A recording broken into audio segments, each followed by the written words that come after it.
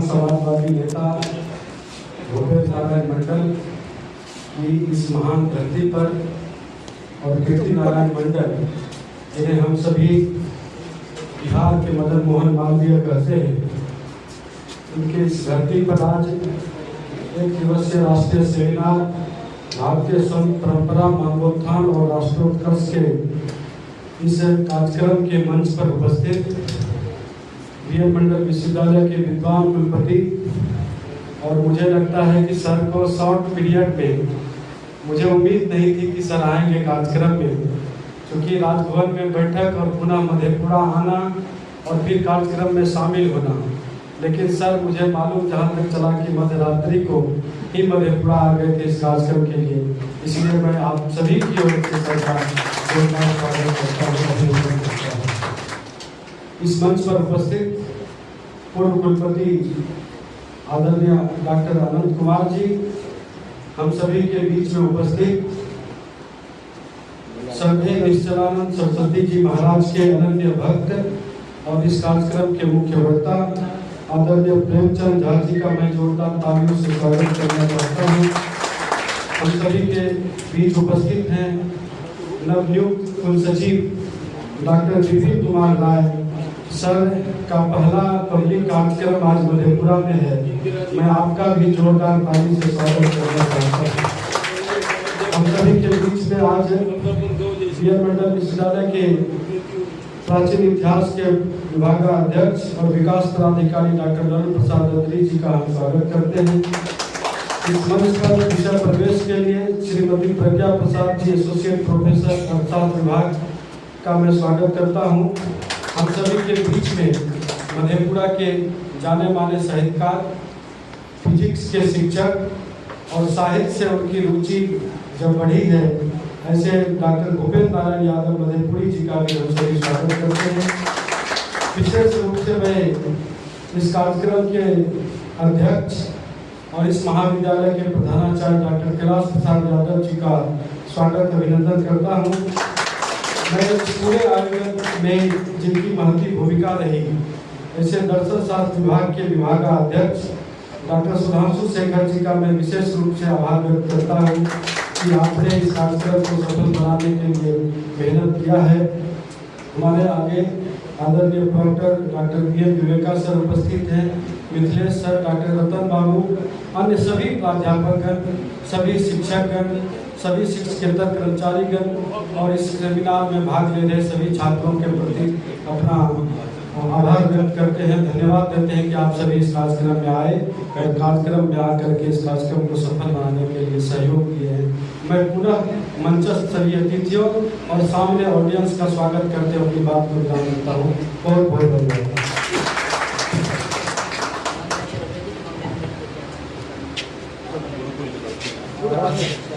चूँकि आज निश्चलानंद जी महाराज का जो शंकराचार्य जी हैं, उनका जन्मोत्सव है, तो उनके लिए मंगलाचरण के लिए कुछ लोग आए हैं। मैं उनसे आग्रह करता हूं कि आप मंचस्थ होकर के विषय को रखें।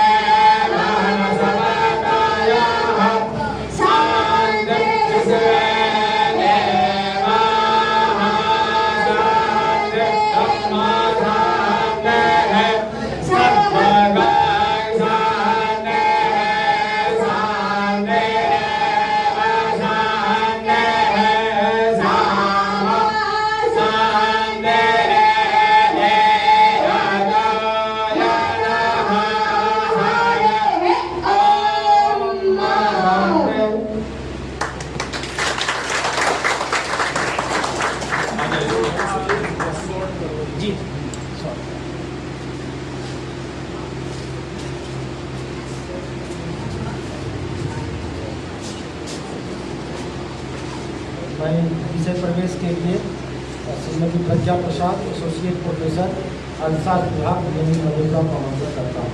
और माननीय कुलपति महोदय का आदेशानुसार हम लोग उद्घाटन सत्र को शॉर्ट में करेंगे और फिर आगे का सत्र हम लोग का चलेगा। आज जीपी कॉलेज के इस सभा कक्ष में उपस्थित समूह का मैं स्वागत करते हुए इस एक दिवसीय राष्ट्रीय सेमिनार आयोजित हुआ है और विषय है भारतीय संघ परंपरा, मानवोत्थान एवं राष्ट्र उत्कर्ष।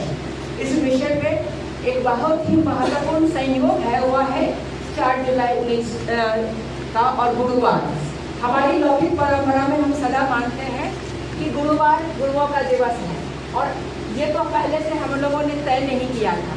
तो जो कुछ चीजें पूर्व निर्धारित है, ईश्वर का विधान है, शायद उसी का प्रकटीकरण इस सभा कक्ष में हो रहा है।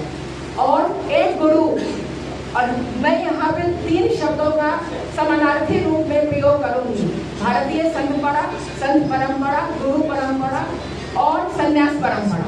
क्योंकि संत परंपरा में हम सब लोग गांव के हर लोग बच्चे को संतों से परिचित हैं, संतों के व्यवहार और संतों के आशीष से। लेकिन गुरु और सन्यासी ये दोनों हमेशा शीतल और शांत नहीं होते हैं।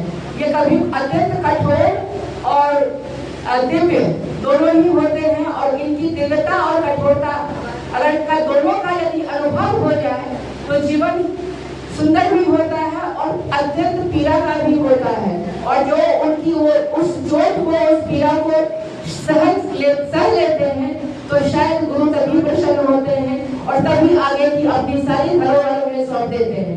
तो ऐसी ही परिस्थिति में अब हमारा विषय अगला है मानवोत्थान एवं राष्ट्र उत्कर्ष। तो मानव और राष्ट्र के मध्य में एक कुछ अदृश्य शक्तियां, अदृश्य तत्व हैं। और ये जो अदृश्य शब्द का प्रयोग मैंने इसलिए किया है कि इस दिन जो एक नव राष्ट्र का उत्थान हुआ था, स्वतंत्र राष्ट्र का 4 जुलाई 1776 ईस्वी को, और उसी वर्ष में एक और ऋषि परंपरा में ही कहा जाए तो ये पाश्चात्य ऋषि परंपरा में एडम स्मिथ की देन थी, वह थी वेल्थ ऑफ नेशंस। जब वो वेल्थ ऑफ नेशंस की बात करते हैं तो इससे स्पष्ट होता है कि वैसे समाज, वैसे समुदाय जहाँ दरिद्रता विराजमान रही होगी तो उन्हें वेल्थ का महत्व ज्यादा प्रतीत हुआ दर्शन और नैतिकता से। लेकिन यहाँ भी एक पक्ष है कि एडम स्मिथ ने उससे पहले, वेल्थ ऑफ नेशंस के पहले मॉरल सेंटिमेंट्स पे किताब लिखी थी।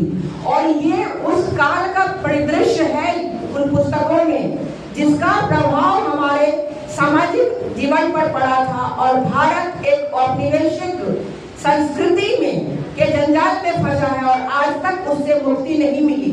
और जिसकी चिंता 100 साल पहले, 122 साल पहले स्वामी विवेकानंद जी ने दर्शाया था और अपने पाश्चात्य शिष्यों को ला करके कि मानवीय, भारतीय मानवीय मानदंड और स्त्री के जो आदर्श हैं उसको वो भारतीय स्त्रियों के द्वारा व्यापक रूप से समाज के सामने नहीं ला पा रहे थे। तो अमेरिकन शिक्षाओं को ला करके उन्होंने कहा कि ऐसी वो ज्ञान, वह चरित्र और वो साहस सिखाए हमारी भारतीय स्त्रियों को।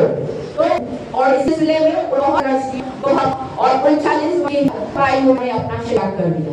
अब उसी सलाह में होते हैं तो वर्षों के बाद 82 वर्ष की में उन्हीं सजाओं, उन्हीं पीड़ाओं से कंपित होकर जनजन को जागने के लिए, राष्ट्र के उनके लिए उन्होंने अपना जीवन को निवेशित कर दिया है। और इसी सिलसिले में 2 वर्ष पहले जब वो महिषी आए थे, बताए थे, तो जाकर के उनका दर्शन किया और तब से उनकी दृष्टि से जुड़े हुए रहने के कारण जब भी कहीं भी उनके विषय में कोई कार्यक्रम होना होता है तो सहजता से उनके उस उम्र में जो तत्परता और पीड़ा को देखती हूँ तो मुझे लगता है कि हम लोग सब तो भी बहुत सक्षम हैं। तो क्यों नहीं हम सबको अपना उनको आदर्श बना के उनकी पीड़ाओं को समाप्त करने के लिए अपना जितना ही जहाँ से उठी भरी हो या चुटकी भर भी हो योगदान करना चाहिए।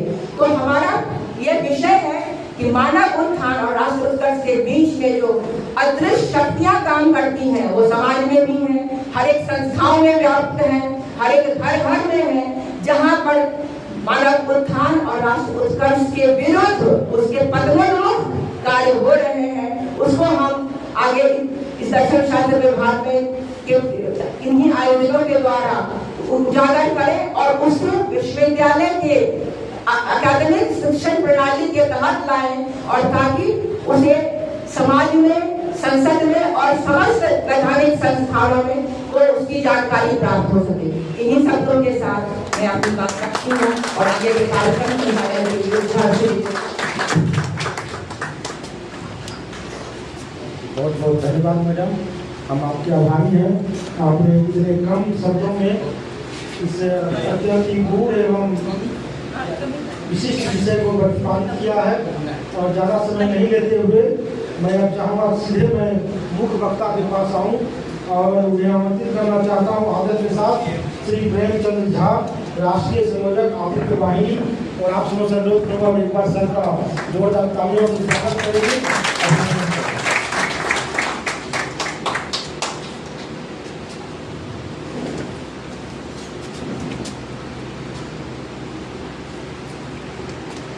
नारायण समारंभां श्री शंकराचार्य मध्यमां अस्मदाचार्य पर्यंतं वंदे गुरु परंपरां। प्रातः स्मरणीय एक वेदीय पूर्वान्वय अनंत श्री विभूषित जगत गुरु शंकराचार्य गोवर्धन पीठाधीश्वर महाराज जी के चरणों में कोट कोट प्रणाम। महाराज श्री गणेश सची स्वामी जी के चरणों में वंदन। हमारे बीच आज मधेपुरा विश्वविद्यालय के कुलपति प्रोफेसर श्री BS झा साहब को यथोचित सम्मान, हमारे बीच उपस्थित मुख्य अतिथि के रूप में प्रोफेसर अनंत कुमार जी पूर्व कुलपति जी को यथोचित सम्मान, नमस्कार।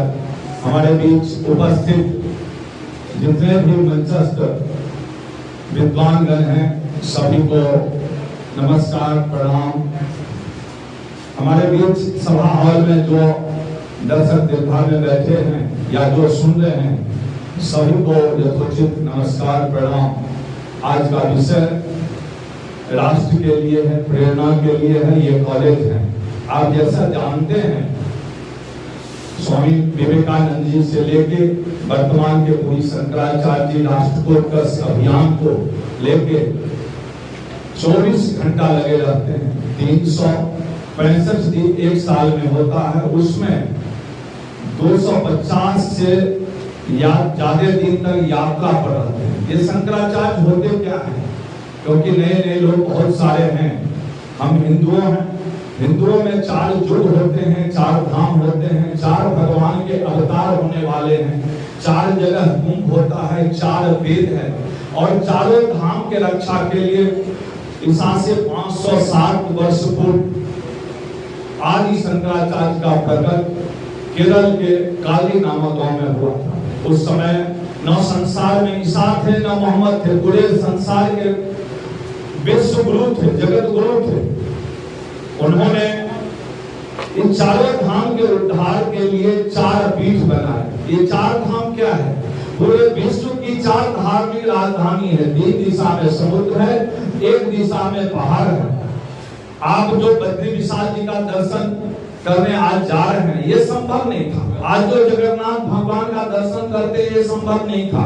भगवान जगन्नाथ तो 164 वर्ष तक पताली हो गए थे। भगवान बद्री विशाल जी तो नारद कुंड में दे दिया गया था। आप जो पश्चिम का धाम है, द्वारकाधीश का दर्शन आज सुलभ है, ये सुलभ नहीं था, वो तो समुद्र में समा गए थे। भगवान आदि शंकराचार्य जिन्हें जल शंकर कहा जाता था, भगवान शंकर के रूप में प्रकट लिए। शंकर भगवान साक्षात विराजमान हुए और चारों धाम का पुनरुद्धार कर 4 पीठ उसके रक्षा के लिए थे। उसी परंपरा का निर्वाह करने वाले पुरी के वर्तमान शंकराचार्य, ये उस पीठ पर 145वां है। ये शंकराचार्य परंपरा से और नारायण परंपरा से 155वां है। आप सोचेंगे ये 10 का क्या अंतर है? परमपिता परमेश्वर नारायण के रूप में हुए, नारायण के शिष्य के रूप में ब्रह्मा जी के शिष्य वशिष्ठ जी के शिव शक्ति जी के पराशर जी के वेदव्यास जी के सुखदेव जी के गौरपाद जी के शिष्य गोविंद पाद जी हुए और गोविंद पाद के शिष्य आदि शंकराचार्य हुए। यदि आदि शंकराचार्य नहीं होते तो आज संसार में हम लोग हिंदू नहीं रहते, अन्य रूप में जाने जाते। ये परंपरा इस कल्प में, अन्य कल्प को तो छोड़िए, 7वां कल्प है। 1,97,29,49,125 वर्ष का परंपरा, यानी लगभग 2 अरब वर्ष का ये परंपरा है, जिसके 145वां शंकराचार्य के रूप में पुरी के शंकराचार्य, जिनका नाम पूरा है निश्चलानंद सरस्वती जी, जिनका आज जन्मदिन है। प्रकट महोत्सव पूरे विश्व में आज मनाया जा रहा है। आस्था चैनल पर भी आप लोग आज आस्था भजन पर देख सकते हैं, सामने भी 5 से 7 देखेंगे, अभी चल रहा है। ये शंकराचार्य जी विश्व के मूर्धन्य विद्वान माने जाते हैं। इनका आज 82वां यह प्रकट महोत्सव हो रहा है। इनका जर्जर शरीर है, क्योंकि 2 बार इनको विष पिलाया गया है, 5 बार इनको नाग से डसवाया गया है, 22 बार इनको कांच पिला दिया गया है। उस जर्जर अवस्था में भी ये लगभग 200 से अधिक ग्रंथ लिखे हैं। आज शायद ही वर्ल्ड में ऐसे कोई टॉप 10 मैथमेटिशियन हो जो डायरेक्ट और इनडायरेक्ट इनसे जुड़ा न हो, अपना समस्या लेके इनके पास न आए हो। इन्होंने सिर्फ वैदिक गणित पर 22 ग्रंथ लिखे हैं। सिर्फ इनका वैल्यू ऑफ जीरो, शून्य का महत्व हजारों पेज में है।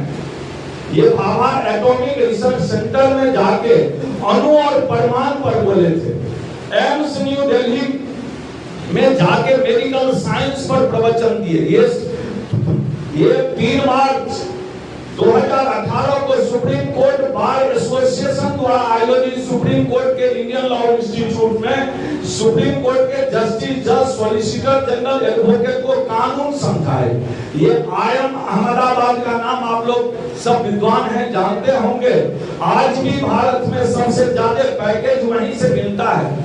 और ये नवंबर 2016 में तात्कालीन जो वहां के डायरेक्टर थे, उनके समक्ष में मैनेजमेंट पर ही अपना प्रवचन दिए थे। इन्होंने नवंबर में ही इसरो अहमदाबाद में इसरो के तत्कालीन चेयरमैन डॉक्टर किरण कुमार जी के समक्ष में हजारों वैज्ञानिकों के बीच में ये अणु और परमाणु पर बोले थे। इनके प्रवचन के बाद डॉक्टर किरण कुमार एक साथ 104 सैटेलाइट लॉन्च किए थे, जो वर्ल्ड रिकॉर्ड हो गया। इससे पहले ये DRDO में, जहां APJ अब्दुल कलाम साहब डायरेक्टर हुआ करते थे, वहां जाके मिसाइल पर अपना प्रवचन दिए। ये Shankaracharya chartered accountant association Bombay में फाइनेंस पर प्रवचन दिए। यानी हर विषय में IIT कानपुर हो, इनका प्रवचन IIT कानपुर में रखा गया, मेरे द्वारा आयोजित किया गया। वहां के जो तत्कालीन डायरेक्टर थे PK जाना जी, वो बोले कि नहीं, हम विकास पर इनसे सुनना चाहते हैं। शंकराचार्य की 1.5 घंटा कुलपति साहब ये विकास पर बोले, और शंकराचार्य जी का बोलना था, ये विकास का युग नहीं है, ये विनाश का युग है। जब तक वेद सम्मत विकास नहीं होगा, तब तक किसी का कल्याण नहीं होगा। क्योंकि पंच तत्व से मेरा शरीर बना है, ये पांचों तो आज विकृत हो गया है, क्षुब्ध हो गया है, कुपित हो गया है। आज एक चींटी को भी उसका विकास के बारे में सोचने का किसी को मौका नहीं है। मानव का बात तो दूर की बात है, आज सब असुरक्षित अपने को महसूस कर रहे हैं। तो वेद सम्मत विकास से ही सबका कल्याण है। आप यूट्यूब पर गोवर्धन मठ पुरी लिखेंगे तो चप्पल पहन के रसोई घर में क्यों नहीं जाना चाहिए, उसका भी वो वैज्ञानिक आधार बताएंगे। और मंगलयान पर आप कैसे जाएंगे उसका भी वो आपको उपाय बताएंगे। चाहे ऑक्सफोर्ड यूनिवर्सिटी हो, कैम्ब्रिज यूनिवर्सिटी हो, हार्वर्ड यूनिवर्सिटी हो, या नासा से जुड़े साइंटिस्ट हो, वो भी अपना अपना प्रॉब्लम लेके पुरी में आके शंकराचार्य जी से निवेदन करके अपना समस्या का समाधान किए हैं। और ऐसे जो संसार के मूर्धन मैथमेटिशियन गणितज्ञ हैं, उनका जन्म स्थान आप ही के बिहार में है। तत्कालीन दरभंगा जिला अभी वर्तमान मधुबनी जिला के बक्सी गांव में है। ये भी आप लोगों के गौरव की बात है, जो संसार के इतने बड़े विद्वान हैं जिनसे नासा ही नहीं यूएनओ भी सलाह लेता है, वो आप ही के बिहार से हैं। लेकिन चिराग तले अंधेरा, हम लोग बिहार में रहते हुए भी उनके बारे में शायद ही कोई जानते होंगे, न उनको यूट्यूब पर सुने होंगे। यहाँ भी विद्वान हो सकता है मंच पर पदासीन जो अधिकारी हैं, विद्वान हैं, कुलपति हैं, वो सुनते होंगे। छात्र और प्रोफेसर हमको नहीं लगता है, कुछ गणितज्ञ हैं या साइंटिस्ट हैं वो सुनते हैं। चाहे वो ईसाई हो कि क्रिश्चियन हो कि मुस्लिम हो, उससे कोई मतलब नहीं है, सब पूरी शंकराचार्य को सुनते हैं। ऐसे शंकराचार्य का आज प्रकट महोत्सव है और आप लोग बड़े धूमधाम से मना रहे हैं। स्वामी विवेकानंद जी के बारे में जो विश्व में हम लोग मानवता का पाठ पढ़ रहे हैं, उन्हीं का देन है। इन्हीं शब्दों के साथ बहुत बहुत धन्यवाद। हम लोगों को भी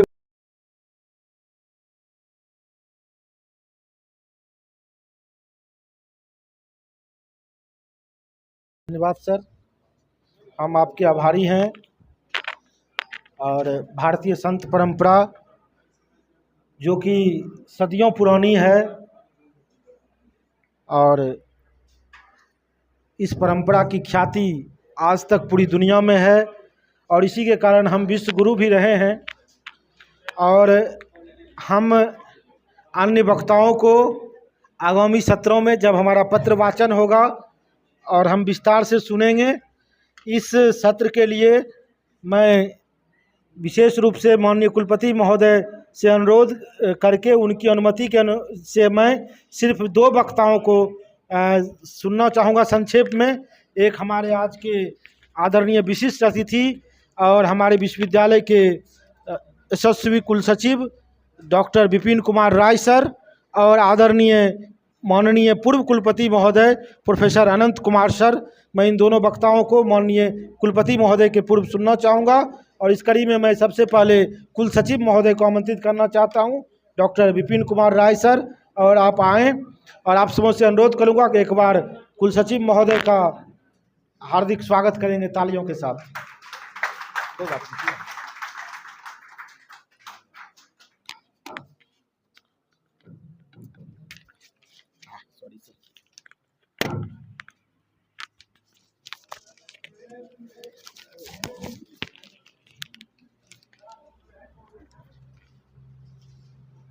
परम आदरणीय माननीय कुलपति महोदय, इस मंच पर बैठे अनंत बाबू पूर्व कुलपति महोदय, आदि साहब, इस महाविद्यालय के यशस्वी प्राचार्य कैलाश बाबू, प्रज्ञा जी, और एक सर का नाम मैं नहीं जान रहा हूँ, और सभागार में बैठे विवेका बाबू, अन्य सभी को बहुत नया हूँ, बहुत को नहीं पहचान पा रहा हूँ, तो मैं संक्षेप में इतना कह देना चाहता हूँ।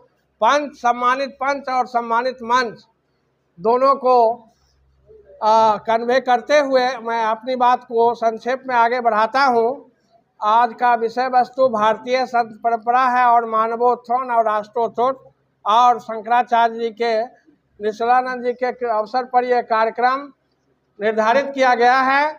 तो ज्ञान और संत परंपरा दोनों में अनोखा सम्मिश्रण है। चूँकि जितने भी भारत में संत और मुनि ऋषि हुए हैं, उन्होंने अच्छे मानव, अच्छे समाज, अच्छे मानव के निर्माण के लिए एक ज्ञान की अनोखी परंपरा को स्थापित किया है। हमारे पूर्व वक्ता जो अभी बोल रहे थे, क्रोनोलॉजी बताए कि संतों की जो परंपरा रही है शुरू से, अभी तक कैसे आदि शंकराचार्य तक एंशिएंट पीरियड में स्थापित किया गया है। उसी परंपरा में हम अपने धार्मिक ग्रंथों को देखते हैं। वाल्मीकि द्वारा रचित जो है रामायण और वेद व्यास द्वारा रचित महाभारत, पाणिनि के अष्टाध्यायी, हमारे चारों वेद, उपनिषद, स्मृति ग्रंथ, ये सारे ग्रंथों को जो प्राचीन ग्रंथ देखते हैं वह ऋषि मुनियों और तपस्वियों के द्वारा संतों की परंपरा में ही ज्ञान को विकसित किया गया है। और जैसा कि मैं कहा कि ग्रीक में नॉलेज पर वर्क जो हुआ था, जिस दुनिया का पहला विश्वविद्यालय खुला था उसको लाइसियम कहा जाता था, इंग्लिश में उसको दी एकेडमी कहा जाता था, जो एथेंस में खुला था।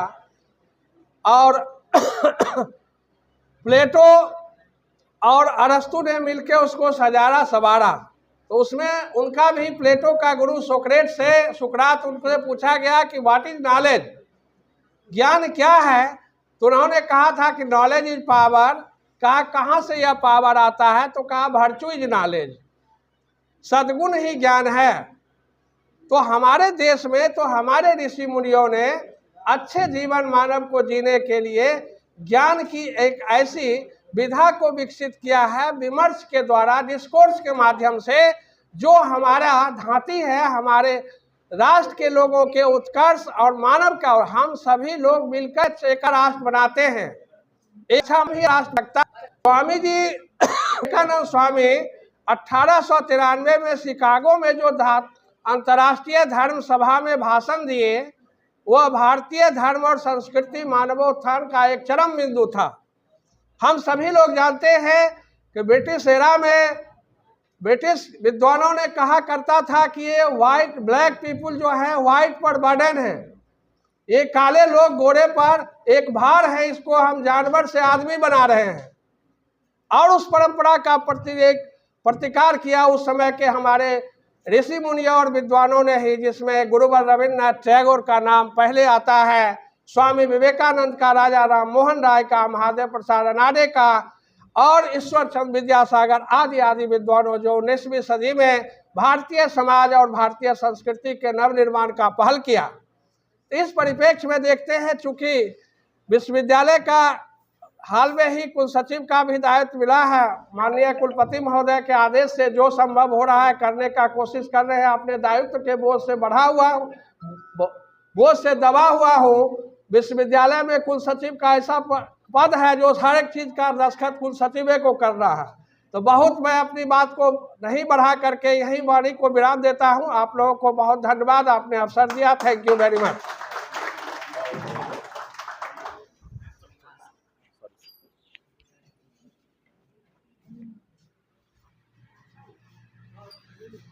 लग जाता है तो लगा दीजिए उसको। बहुत बहुत धन्यवाद सर, आपने इतने कम शब्दों में इस विषय पर बहुत ही विचारोत्तेजक एवं ज्ञानवर्धक बातें हम सबों के बीच रखी। और अब मैं आ रहा है, और कहाँ आ रहा है राहुल? और अब मैं यहाँ दीजिए ना, यहाँ आ गया तब बोल रहे हैं। ठीक है जी जी। और अब मैं हमारे विश्वविद्यालय के माननीय पूर्व कुलपति महोदय, जो काफ़ी दिनों बाद हमारे इस कॉलेज में आए हैं, प्रोफेसर अनंत बाबू, मैं आप सबों से अनुरोध करूंगा कि एक बार तालियों से सर का स्वागत भी करेंगे, अभिनंदन करेंगे।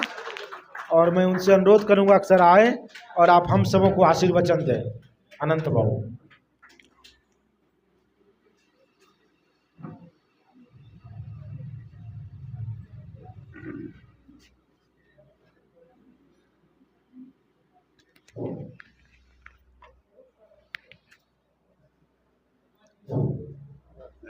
आज के सभा के अध्यक्ष महोदय, सभा में उपस्थित हमारे माननीय कुलपति डॉक्टर VS झा महोदय, वर्तमान कुल सचिव विश्वविद्यालय के विपिन राय साहब, मधेपुरा के प्रख्यात वक्ता मधेपुरी जी, और अदरी साहब, मंच पर उपस्थित विद्वानगण, हमारे विवेका बाबू, काफ़ी दिनों हम लोग साथ काम किए थे, रतन बाबू, राहुल जी, इन सबों का आज के सभा में मैं स्वागत करता हूँ। आज की जो यह और ये प्रज्ञा जी, इन्होंने ही मुझे सूचना दी थी कि ये सभा होनी जा रही है, इसके लिए भी मैं इन्हें धन्यवाद देता हूँ। आज की जो ये विषय रखा गया है, भारतीय संत परंपरा, मानवोत्थान और राष्ट्रोत्कर्ष। मानवीय संत परंपरा तो भारत का इतिहास ही रहा है, संतों पर आधारित ही यह भारत का पूर्व का इतिहास रहा है कि सब दिन ये संतों के माध्यम से चलते आ रहा है। अब यह आज के युग में जो यह प्रवेश किया है, यह जो है नए अध्याय में आकर के यह पूर्व की जो परंपरा थी उससे लोग विचलित हो गए हैं। लेकिन वह जो परंपरा था उसमें जो अध्ययन या कि मानवोत्थान की बात हुआ करती थी, अभी उसमें हमें लगता है कि बहुत सारा उपहास हो गया है, बहुत सारी कमियां हो गई हैं, क्योंकि मानवोत्थान के लिए सबसे अधिक आवश्यक है कि वो अध्यात्म से जब तक जुड़ा नहीं रहेगा उसका मानव का उत्थान होना असंभव है। इसीलिए अब जो है शिक्षा जगत में ये आवश्यक है कि उसे अध्यात्म से जोड़ा जाए, नहीं तो जैसे शंकराचार्य ने कहा कि यह विनाश की ओर जा रहा है, वस्तुतः यह विनाश की ओर जा रहा है। इसको रोकने के लिए बहुत ही आवश्यक है कि इसे अध्यात्म से जोड़कर आगे बढ़ाया जाए, तभी यह संभव है कि मानवोत्थान हो सकेगा, और मानव उत्थान होगा तभी ये राष्ट्रोत्कर्ष की बात होगी। इतना ही कहकर मैं धन्यवाद।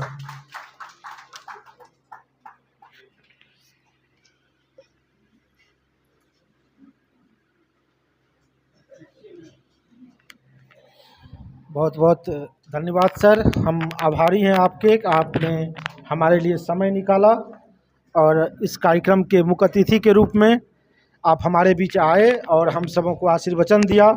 इसके लिए हम पूरे महाविद्यालय परिवार की ओर से आपके प्रति आभार व्यक्त करते हैं। और अब मैं माननीय कुलपति महोदय को बुलाऊं, उसके पहले मैं सिर्फ अपने नए श्रोताओं के लिए, जो हमारे नए विद्यार्थी हैं, उनके लिए सिर्फ संक्षेप में 1 मिनट में मैं माननीय कुलपति महोदय का एक संक्षिप्त परिचय देना चाहता हूं कि आप प्रोफेसर BS झा सर हैं, जो कि retired professor and head department of zoology and dean faculty of science LN Mithila university Darbhanga Bihar, जो कि हमारा पैतृक विश्वविद्यालय है, वहाँ पर आप रहे हैं। और आपका जन्म 1957 ईस्वी में हुआ और आपने गोल्ड मेडल के साथ MSc की डिग्री प्राप्त की 1976 ईस्वी में, और साथ ही 1988 ईस्वी में आपने PhD की डिग्री प्राप्त की। और अब तक आप लगभग 1.5 दर्जन लोगों को PhD करवा चुके हैं। आपके लगभग 62 से अधिक शोध पत्र विभिन्न राष्ट्रीय एवं अंतर्राष्ट्रीय जर्नल्स में प्रकाशित हो चुके हैं। साथ ही 100 से अधिक आपके एब्स्ट्रैक्ट का प्रकाशन हुआ है। और आप ललित नारायण मिथिला विश्वविद्यालय में कई पदों पर रहे हैं, जिसमें कि प्रधानाचार्य और डीन की तो मैंने चर्चा पहले ही की आपको, विभागाध्यक्ष, और साथ ही साथ IQAC में भी रहे हैं, CCDC रहे हैं। लगभग विश्वविद्यालय के जो भी महत्वपूर्ण पद होते हैं उन सभी पदों को आपने सुशोभित किया है। और विश्वविद्यालय जो संचालित होती है, आप सभी जानते हैं कि उसका जो मुख्य बॉडी होता है एकेडमिक काउंसिल, सीनेट, इन सभी के भी आप सम्मानित सदस्य रहे हैं। और डिस्टेंस एजुकेशन, जो कि LN मिथिला यूनिवर्सिटी का बहुत ही अच्छा माना जाता है पूरे बिहार में, उसके भी आप डायरेक्टर रहे हैं, चेयरपर्सन रहे हैं, UGC एक्सपर्ट कमेटी में रहे हैं, और कई सेमिनार एवं सिंपोजियम को आयोजित कर चुके हैं, और सर को कई अवार्ड भी मिले हैं। क्योंकि समय कम है तो मैं एक दो अवार्ड के बारे में सिर्फ आप सबों से चर्चा करना चाहूँगा, जो कि fellowship of Bihar biological science society, जो कि सर को 2019 ईस्वी में मिला है। साथ ही इन्हें VRP सिन्हा मेडल, जो कि बहुत ही सम्मानित मेडल माना जाता है, हमारे माननीय पूर्व कुलपति AK राय सर को भी मिला था, ये 2012 ईस्वी में सर को मिला है। और साथ ही साथ सर को जूलॉजी कांग्रेस का भी मेडल मिला है 2002 ईस्वी में। और कई फेलोशिप हैं, समय अभाव में मैं समूह का नाम नहीं ले पा रहा हूँ। तो सर कई पुरस्कार प्राप्त कर चुके हैं साइंस के क्षेत्र में। मैं इसलिए बताना चाहता हूं सिर्फ कि साइंस के शिक्षक होते हुए भी सामाजिक विषयों और मानविकी विषयों पर भी सर की गहरी पकड़ है। और जब सर ने विश्वविद्यालय में योगदान दिया तो खास करके इनका 26 जनवरी का जो संबोधन हुआ और 1 तारीख को जब हम लोगों ने भूपेंद्र नारायण मंडल साहब की जयंती आयोजित की थी, उस पर जब सर का संबोधन हुआ, और विशेष रूप से जननायक कर्पूरी जी का जो हम लोगों ने पुण्यतिथि कार्यक्रम आयोजित किया था, उसमें सर का जो संबोधन हुआ तो हम लोगों को लगा कि सर साइंस के स्टूडेंट होते हुए भी भारतीय अध्यात्म, दर्शन, संस्कृति, मानविकी एवं समाज शास्त्र के भी अच्छे जानकार हैं और तमाम विषयों पर अपनी पकड़ रखते हैं। तो आपने हमारे लिए समय निकाला, इस विषय पर आज के उद्घाटनकर्ता के रूप में हमारे बीच उपस्थित हुए, तो मैं दर्शन शास्त्र विभाग की ओर से और पूरे TP कॉलेज परिवार की ओर से, साथ ही साथ हमारे जो सहयोगी संस्था है आदित्य वाहिनी और माया, इन सबों की ओर से सर मैं आपके प्रति सादर आभार व्यक्त करता हूं और आप सबों से अनुरोध करता हूं एक बार माननीय का तालियों से अभिनंदन करेंगे, स्वागत करेंगे। और मैं आपको आमंत्रित करता हूं प्रोफेसर BS झा सर, माननीय कुलपति, आप सबों से अनुरोध होगा कि एक बार खड़े होकर सर का अभिनंदन करने का कष्ट करेंगे। इतनी दूर से हमारे बीच सर आए हैं, हम आभारी हैं सर का।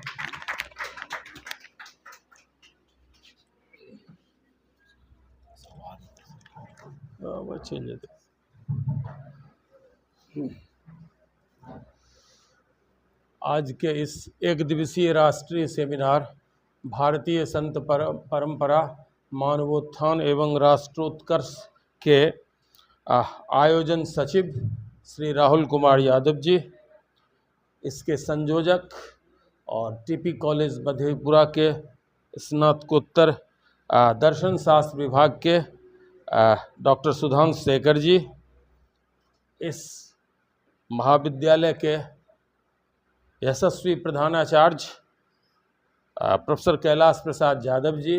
मैं पटना में था तो देखा कि अभी 1-2 दिन पहले शायद इन्होंने 2 वर्ष का कार्यकाल प्रधानाचार्य के रूप में पूरा किया है, तो कॉलेज के लोग इन्हें सम्मानित कर रहे थे। मैं अपनी ओर से भी बधाई देता हूं। मंचासीन मेरे अत्यंत ही आत्मीय अनंत बाबू, जो मेरे ही विषय के हैं, काफ़ी लंबी अवधि से हम लोग जुड़े हुए हैं। अब ये गांव में रहते हैं, आते ही मैंने खोज किया था, अभी भी इनको कहा है कि मैं आया और आपसे भेंट नहीं हुई, तो हम लोग काफ़ी आत्मीय हैं। हमारे मंचासीन विश्वविद्यालय के नए कुल सचिव डॉक्टर विपिन कुमार राय जी, मधेपुरा के प्रख्यात समाज सेवक, यहाँ के शिक्षक, काफ़ी सम्मानित व्यक्ति समाज के आदरणीय श्री भूपेंद्र नारायण मधेपुरी जी, मंचासीन मेरे सहकर्मी डॉक्टर ललन प्रसाद अद्री जी, प्रज्ञा जी, सभागार में उपस्थित सभी सज्जन वृंद। आज का मैं तो 3 बजे रात में पटना से आया हूं और पुनः फिर 9 तारीख को फिर राजभवन जाना होगा, 10 को एक मीटिंग है, तो आने की स्थिति में आज नहीं था। लेकिन राहुल जी का और संयोजकों का के अनुरोध को मानते हुए, स्वीकार करते हुए मैं आपके बीच में यहाँ उपस्थित हूँ। मैं आज मैं कुछ बोलूँ इससे पहले आयोजकों से मुझे कहना है, भविष्य में भी कोई कार्यक्रम आयोजित हो तो सिवाय इसके कि जो वो छुट्टी या रविवार हो तब आप सबों को बुलाएं, लेकिन कार्य दिवस के रूप में कार्य दिवस को अगर कोई कार्यक्रम आयोजित होता है तो विश्वविद्यालय के सभी पदाधिकारियों को न बुलाया जाए। कार्य अत्यधिक प्रभावित होता है, अत्यंत ही महत्वपूर्ण कार्य। आज प्रिंसिपल का लास्ट डेट है अप्लाई करने का, कुल सचिव को उस पर सिग्नेचर वगैरह एक्सपीरियंस सर्टिफिकेट NOC पर करना होता है। कुल सचिव बहुत ही सहज सुशील व्यक्ति हैं और मर्यादा का पूर्ण ख्याल रखते हैं। इन्होंने मुझसे आकर के कहा कि सर मुझे जाना चाहिए क्या, तो मैं चाहा कि पहले इनको सुनूं। इन्होंने कहा कि सर ऐसा नहीं होगा कि आप जाइए और कह देते कि कार्य व्यस्तता के कारण वो नहीं आए। तो मैंने कहा कि नहीं, आपका पहला प्रोग्राम है, आज चलिए आप, लेकिन अगली दफ़ा से या तो कुल सचिव आवेंगे तो VC नहीं आवेंगे, दोनों में से किसी एक को ही होना चाहिए और ऑफिसर्स को भी नहीं होना चाहिए। आप कोई प्रोग्राम अगर आपका छुट्टी के दिन में हो तो सारे लोगों को आमंत्रित कीजिए, क्योंकि हम सबों का यह कर्तव्य होना चाहिए कि विश्वविद्यालय का कार्य किसी भी रूप में प्रभावित न हो। इन शब्दों के साथ मैं क्या कहूँ, इसमें आज का जो दिवस है, हम लोग क्या कहते हैं गीता में, सनातन धर्म में गीता एक पवित्र ग्रंथ है, उसमें क्या कहते हैं कि आत्मा अमर है और कोई व्यक्ति मरता है, आत्मा उसके शरीर से किसी दूसरे शरीर में प्रवेश करता है। देखिए क्या सुखद संयोग है कि 4 जुलाई 1902 ईस्वी को हमारे देश के आध्यात्मिक गुरु स्वामी विवेकानंद जी का देहावसान हुआ और उसी दिन एक महर्षि का, एक अद्भुत व्यक्ति का जन्म हुआ जिसे हम आज स्वामी निश्चलानंद सरस्वती के रूप में जानते हैं। हो सकता है कि उनका आत्मा इसमें प्रवेश किया हो। आत्मा तो अमर है और जो संत होते हैं, संत तो अब उस संत को मैं संत नहीं बनता हूँ कि एक झोड़ा लगा लिया घूम रहा है और उनकी कार्यशाली और क्या क्या उनके बारे में निकलता है। सच्चे संत वह है जिनमें ईश्वर का वास होता है, चाहे वह विवेकानंद जी हो अथवा करपात्री महाराज जी हो या निश्चलानंद स्वामी जी हो अथवा आदि शंकराचार्य हो। आज अगर आदि शंकराचार्य न होते तो इन सभी शंकराचार्यों में मेरी मान्यता है कि ईश्वर का वास होता है, ईश्वर के ये लोग रूप होते हैं। आदि शंकराचार्य अगर नहीं होते तो आज सनातन धर्म नहीं बचा होता। उन्होंने देखा कि भारत का भौगोलिक जो क्षेत्र है उसमें साउथ में आप जाइए तो आपकी भाषा को कोई नहीं समझेंगे, आप उनकी भाषा को नहीं समझेंगे। साउथ वाले इधर आवे तो उनको दिक्कत होती है। तो उन्होंने इसीलिए चारों दिशा में मठ का स्थापना किया। और एक चीज़ ज़रूर है कि आप साउथ के मंदिर में जाइए या आप अपने यहाँ के किसी मंदिर में जाइए, गुजरात में जाइए, जम्मू कश्मीर में जाइए, जहाँ भी जाइए, किसी मंदिर में सेम श्लोक उच्चारण सभी मंत्र का पाठ किया जाता है। तो उस रूप में उन्होंने भारतवर्ष को जोड़ दिया। भारत को का जो ये टेरिटरी है, टेरिटोरियल जुरिस्डिक्शन है, उसको एक करने का अगर सबसे बड़ा श्रेय किसी को जाता है तो वो आदि शंकराचार्य हैं, जिन्होंने भारत के सीमा को बांध दिया और सनातनियों को जोड़ दिया। तो ये बहुत बड़ी बात होती है। तो संत परंपरा जो हमारे देश का है वह काफ़ी समृद्धशाली है, अत्यंत ही गौरवशाली है। हमारे देश में ऐसे ऐसे संत हुए हैं, सभी संतों में किसी न किसी रूप में। मैं अभी बात कर रहा हूँ जैसे विवेकानंद जी का, तो आप जानते हैं कि इनका पहले का नाम नरेंद्र दत्त था और इनके पिता बहुत बड़े वकील थे, विश्वनाथ दत्त या कुछ ऐसा, और भुवनेश्वरी देवी इनकी माता का था जन्म। तो इनका कलकत्ता में जन्म हुआ। उस वक्त होते होते ये आध्यात्म की ओर चले गए। बचपन में बहुत नटखट थे। इनकी जीवन अगर पढ़िएगा तो अत्यधिक नटखट छात्र के रूप में इन्हें जाना जाता था। जिज्ञासु, नटखट मतलब जिज्ञासु, हर एक चीज़ को जानने की जिजीविषा इनमें थी। तो ऐसे को देखते हुए ये ईश्वर, इनको लगा कि कोई ईश्वर को कोई देखा है क्या। तो जब ये रामकृष्ण परमहंस के पास गए, जो इनके आध्यात्मिक गुरु और सभी रूपों में गुरु हुए, तो इन्होंने उनसे पूछा, क्या आपने ईश्वर को देखा है? पहला प्रश्न यही किया उन्होंने रामकृष्ण परमहंस से। रामकृष्ण परमहंस ने कहा कि बिल्कुल देखा है, और जैसे अभी मैं तुमको देख रहा हूँ, संभवतः उससे अधिक स्पष्ट रूप में मैं ईश्वर को देखता हूँ।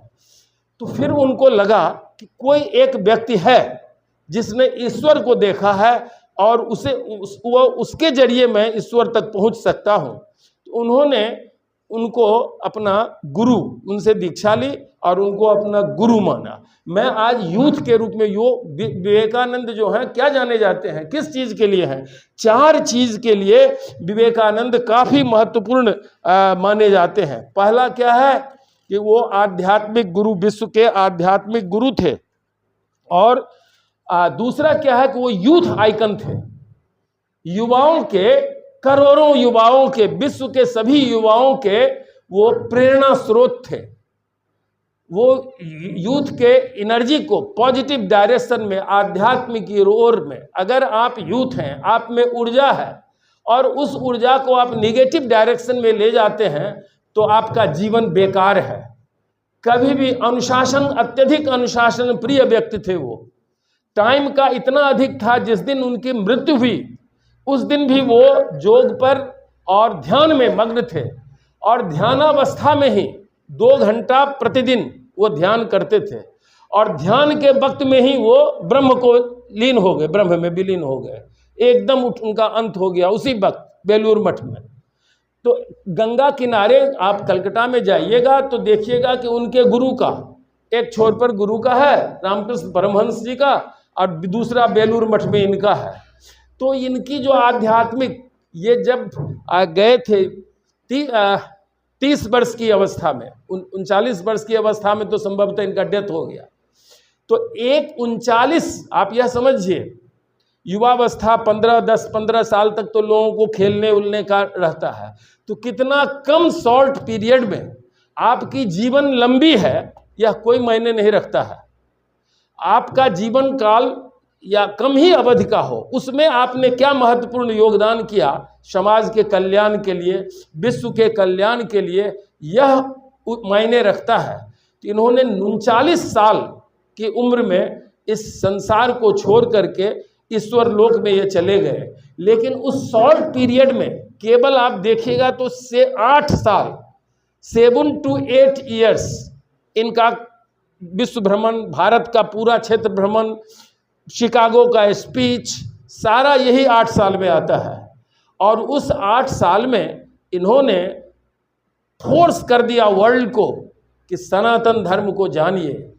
वह धर्म जो है सभी धर्मों का को समावेश करने की क्षमता रखता है, काफ़ी फ्लेक्सिबिलिटी है इसमें।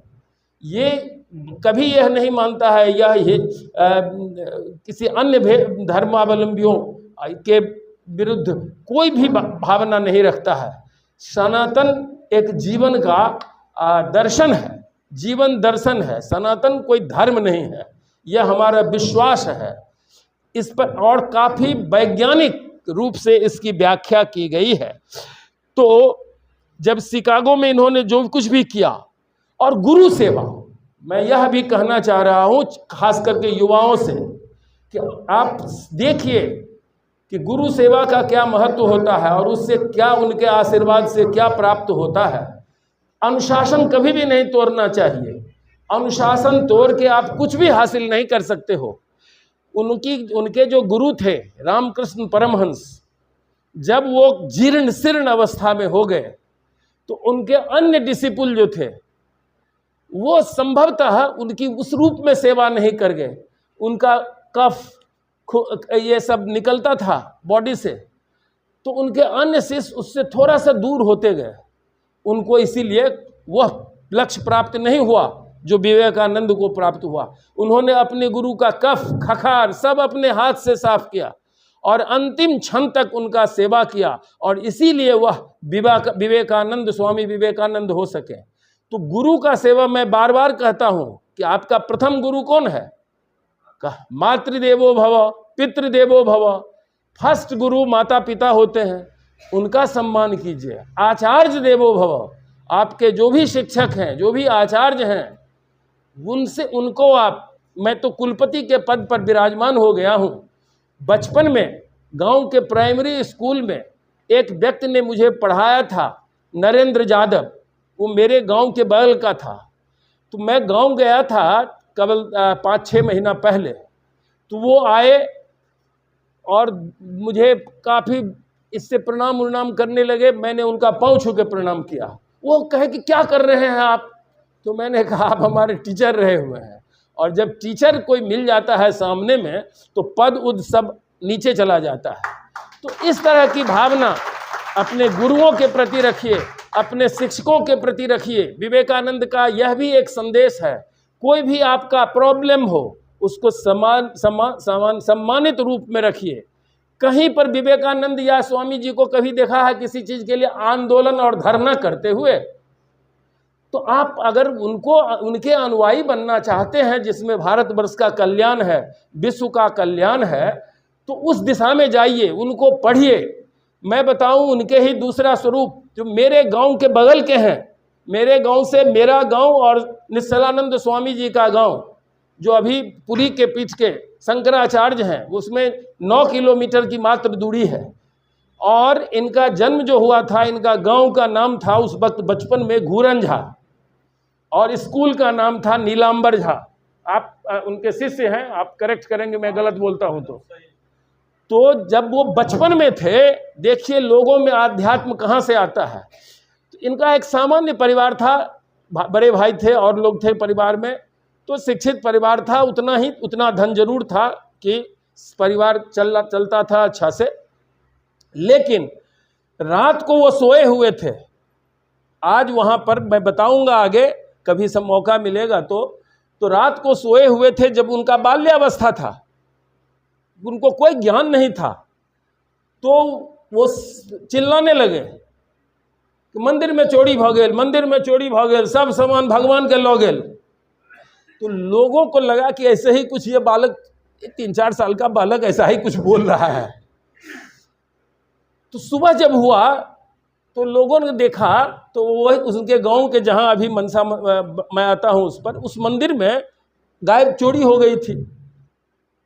तो वो जो भी था, तब लोगों को लगा कि भाई इस आदमी में तो कुछ लगता है कि आध्यात्मिक शक्ति है, ये तो बहुत बच्चा है, अबोध है। तो लोगों को लगा कि शायद यह he is something different from others.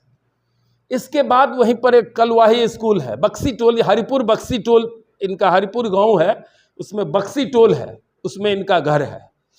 तो ये अभी जब शंकराचार्य हुए, मैं आ रहा हूँ उस पर, तो ये स्कूल में कलवाही हाई स्कूल में वहीं पर पढ़ते थे। इसके बाद इनको लगा कि नहीं, ये सब मेरे लिए नहीं है।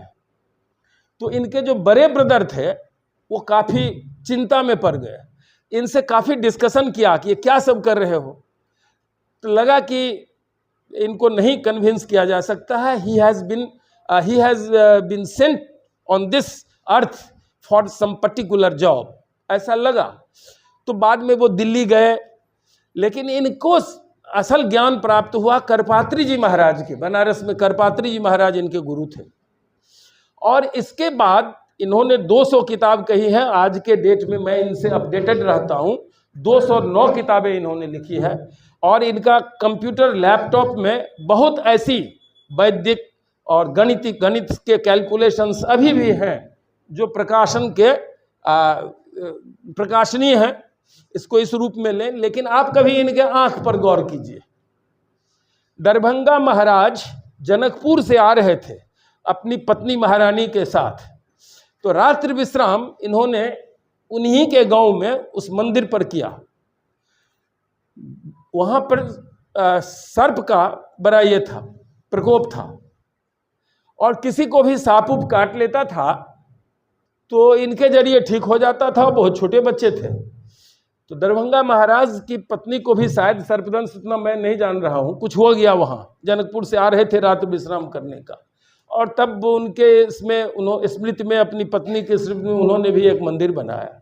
शंकराचार्य होने के बाद जब शंकराचार्य लोग हो जाता है या संत परंपरा को में प्रवेश करता है, तो उसको भौतिक जीवन, पारिवारिक जीवन सबों को त्यागना पड़ता है। तो इनको कहा गया कि आप, इन्होंने दरभंगा में कैंसर, विवेकानंद कैंसर संस्थान की भी स्थापना की है। इनका जन्मभूमि है। मैथिली अभी भी बोलते हैं। एक बार मेरी मुलाकात छोटी सी हुई थी, तो मुझे कहा 1-2-4 शब्द तो मैथिली में बहुत बढ़िया से बोले, लेकिन कहे कि बहुत दिन भ गए, तो अब आदत भ गए हिंदी में बाजह के। लेकिन ये भी किसी मिशन से आए हैं। ये 4 जुलाई एक आदमी का देहांत हो रहा है, एक आध्यात्मिक गुरु का, और दूसरे आध्यात्मिक गुरु का जो शंकराचार्य के पद पर बिहार के एक अविकसित एरिया से, एक गांव से, एक समझिए कि एक निर्धन परिवार में के व्यक्ति, और वो आज शंकराचार्य के पद पर आसीन है। तो इनका आंख आप गौर से देखिएगा तो आपको लगेगा कि इनके आंख में सर्प की छवि है। आप देखिए, मैं आप सबों को कह रहा हूं। और ये इतने बड़े विद्वान हैं, जितनी इनके बारे में कम कहा जाए वो कम है, ज़्यादा कहा जाए वो कम होगा। अभी ये पिछले वर्ष अपने गांव में बहुत कहा इनको लोगों ने, एकदम पुरी के आर्किटेक्चरल, ओरिया आर्किटेक्चरल पर अपने गांव में इन्होंने एक मनसा मंदिर का, उसी जगह में मनसा मंदिर की अपने हाथ से वो क्या होते हैं प्राण प्रतिष्ठा शायद इन्होंने की। अपने घर पर नहीं गए क्योंकि वो तो संत हो गए हैं, तो संत अपने घर में नहीं प्रवेश कर सकता है, भिक्षा दीक्षा जो भी लिए हो। तो ये उसी क्या कहते हैं आम के बगीचे में जहाँ वह मंदिर हुआ था, बचपन गुजारते थे, वहीं उनका कुटी उटी बना और बहुत कार्यक्रम वहाँ हुए। तो वह मंदिर भी देखने योग्य है, कभी कोई जाइए। मुझे लगता है कि वह इनके द्वारा प्राण प्रतिष्ठित मनसा देवी हैं, तो शायद सबों का मनोकामना जो काफ़ी जाएंगे रेस्पेक्टफुल्ली, मुझे लगता है कि वह पूर्ति होगी। तो ये शंकराचार्य जो हैं, ये भी सनातन धर्म के अत्यधिक क्या कहें प्रचार प्रसार में दिन रात लगे रहते हैं। प्रत्येक दिन इनका प्रवचन या जहाँ भी रहते हैं वो होता है, और ये इनवाइट करते हैं ऑडियंस को। इनका एक क्वेश्चन आंसर सेशन होता है कि आप किसी भी विषय पर, चाहे वह मॉलिकुलर बायोलॉजी हो, एडवांस फिजिक्स हो, एटॉमिक एनर्जी हो, संस्कृत हो, वेद हो, वेदांत दर्शन के तो विवेकानंद थे ही, तो इनसे ऐसा कोई भी चीज़ नहीं है। चारों वेद अथवा विज्ञान या गणित, आपने पढ़ा होगा अभी जो चंद्रयान गया था, तो उसके डायरेक्टर ने क्या कहा था कि वेद में मुझे मिला वह फॉर्मूला गणित का जिससे कि हम चंद्रयान को सफल बना सके। तो हमारा जो आध्यात्म है, हमारी जो विरासत है, हमारा जो वैदिक संस्कृति है, उसमें मैथमेटिक्स, फिजिक्स, साइंस सारे चीज़ का है। ये मिसाइल का कैसे अब्दुल कलाम जी ने आविष्कार किया, वो महाभारत सीरियल देख रहे थे, तो देखे क्या कि मंत्र पढ़ के जस्ट एक तो प्रपोजल उनके दिमाग में आया कि ऐसा क्या हो सकता है कि मंत्र पढ़ रहा है और बाण कह रहा है कि उसी व्यक्ति को जाके लगे, और रणभूमि में हजारों सेनानी हैं, लेकिन जब मंत्र से उस बाण को पढ़ा जाता था और कहा जाता था कि फलाने आदमी को लगे, तो उसी आदमी को जाके लगता था। तो वो भी उससे उनको एक मिला प्रपोजल। तो उन्होंने सोचा कि अगर ऐसा होता होगा, क्योंकि एंशिएंट इंडिया में साइंस मैथमेटिक्स वर्ल्ड में सबसे अधिक विकसित था, तो उन्होंने सोचा कि अगर ऐसा होता होगा अगर, तब तो हम भी ऐसा एक कोई बना सकते हैं, कोई आधुनिक यंत्र जो हम सोचें कि अब उसका डिस्टेंस हमको मालूम है, लैटिट्यूड लॉन्गिट्यूड मालूम है, और हम कहें कि ये पाकिस्तान में जाके गिरे या चीन में जाके गिरे या किसी आदमी कंट्री में जाके गिरे, ऐसा क्या हो सकता है। तो उन्होंने देखा, और आज आप सब जानते हैं कि अगर ये होगा कि ये मिसाइल फलाना स्पॉट पर जाके गिरे तो वहाँ जाके गिरता है। तो that formula, that proposition, that hypothesis came from our Sanatan, ये महाभारत। तो ये सब हमारा जो संस्कृति है, हमारी जो सभ्यता है, भारत का जो इतिहास है, वह अत्यधिक प्रेरणादायी है, अनुकरणीय है। आप यह देखें, अभी जाएं आप पश्चिमी देशों में, तो वहाँ की महिलाएं साड़ी पहनने लगी हैं, और हम कहाँ जा रहे हैं? इसे सोचने की ज़रूरत है।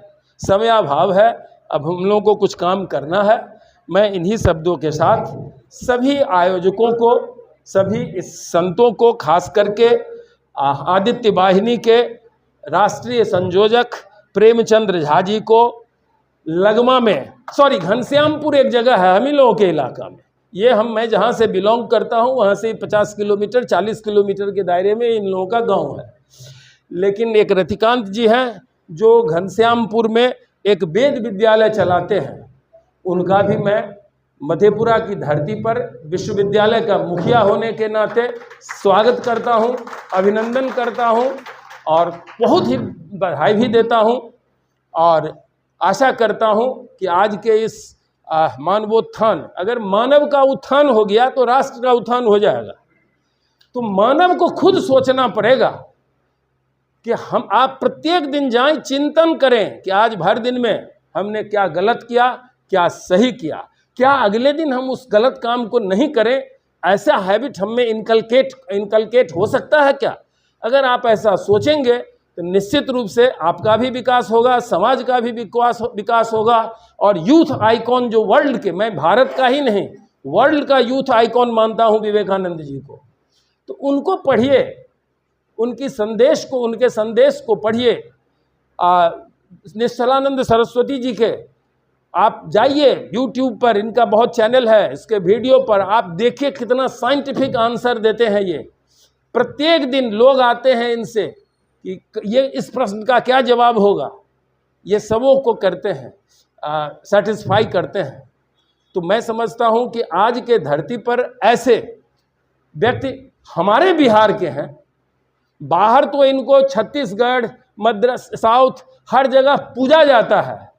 बिहार के लोग अभी भी विभिन्न इलाकों में इनकी जो ऊर्जा है उसका उपयोग नहीं कर रहे हैं, उस ओर भी हमारा ध्यान जाना चाहिए। इन्हीं शब्दों के साथ आप सबों से एक बार पुनः कि मुझे भी मौका दिया गया यहाँ आने का, आप सभी के प्रति मैं आभार व्यक्त करता हूँ और मैं आपसे सबों से विदा लेना चाहूँगा कि बहुत सारे काम पेंडिंग हैं, तो अन्यथा इसे न लेंगे। बहुत बहुत धन्यवाद।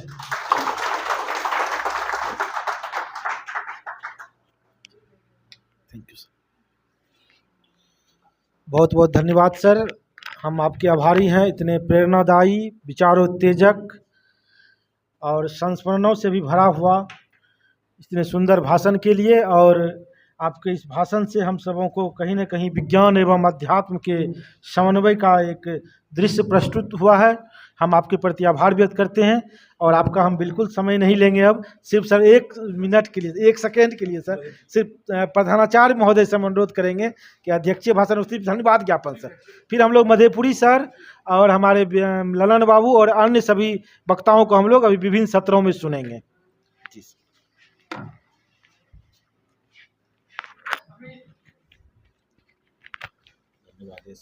हाँ, आज के आयोजन में उपस्थित हमारे विश्वविद्यालय के माननीय कुलपति महोदय, कुल सचिव महोदय, पूर्व कुलपति अनंत बाबू, कार्यक्रम में उपस्थित श्री प्रेमचंद्र झा जी एवं डॉक्टर मधेपुरी जी, सभागार में उपस्थित शिक्षक, शिक्षेतर कर्मी, अभी आपने विभिन्न वक्ताओं के द्वारा ओजपूर्ण भाषण सुना। यह कार्यक्रम एक तरह से बहुत ही सफल रहा। मैं ज़्यादा समय नहीं लूँगा, माननीय को जाना है। मैं इसके लिए कोटि कोटि नमन करता हूं और इन्हें धन्यवाद देता हूं कि अपने व्यस्तम कार्यक्रम में से निकाल करके ऐसे समय में इन्होंने दिया जो हम लोगों के लिए, देश के लिए, राष्ट्र के लिए काफ़ी लाभदायक